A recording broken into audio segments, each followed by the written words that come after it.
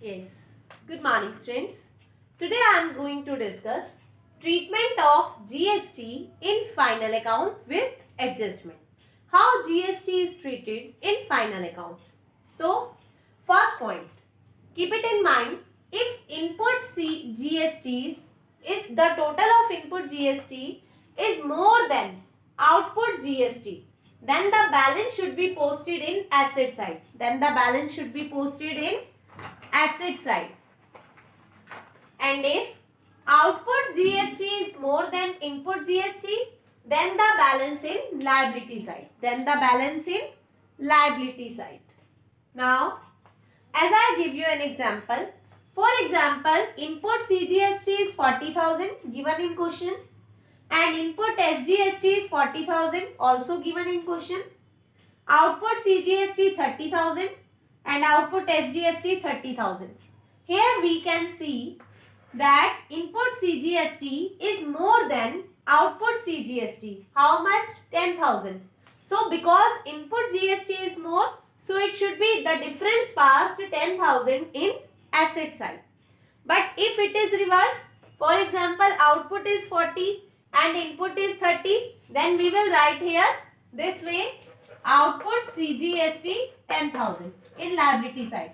If output is more than input, then the difference in liability side. But if input GST is more, then the difference is in asset side.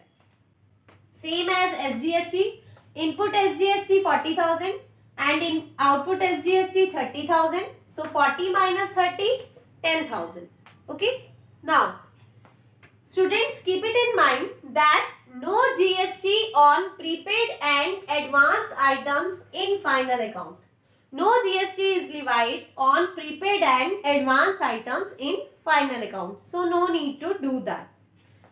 And wages and salary are exempt from GST according to government rules. So, no need to calculate GST on wages and salary.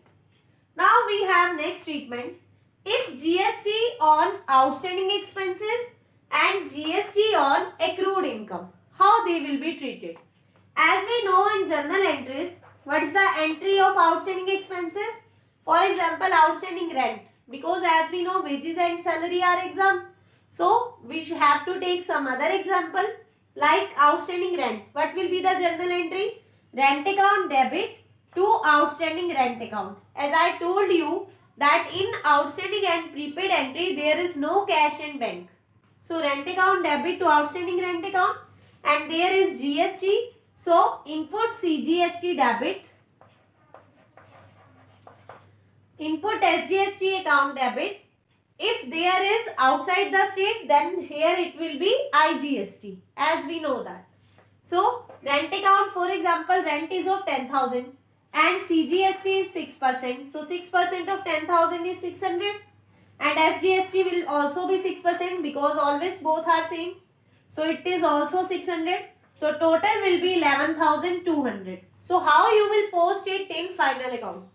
In front of rent, we have 10,000. So, in P&L debit side, because it is debited, so in P&L debit side, we will write 10,000 to rent account. And to outstanding rent, outstanding always passed in liability side. So, in liability side, we will write 11,200 after adding GST. Because journal, if journal is clear, then the concept is clear. Because as we can see in journal, outstanding entry is credited with including GST. So, outstanding rent should be 11,200. Next, and these input GST will be added in input GST which is given in question. Balances of input GST will given in question. So, just add there. One more example is there related to income. If GST on accrued income, then how we will treat it? Accrued income, as we know, accrued income debit to income account. Accrued income to income. Accrued, why debited? Because it is an asset. We have completed our work, but income is not received and assets are always debited to income.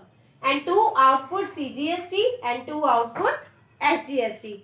These journal entries we have already completed in the chapter journal.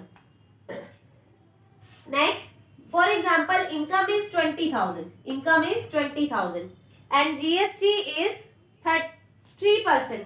So, we will calculate it 1800 and 1800. It is given in question 9%. 9% CGST and 9% SGST. So 9% of 20,000 1800, 9% of 20,000 1800. Total will be 23,600. So in front of accrued we will get 23,600. So accrued income should be passed in balance sheet with 23,600 means adding GST. And in P&L credit side we will write 20,000 only.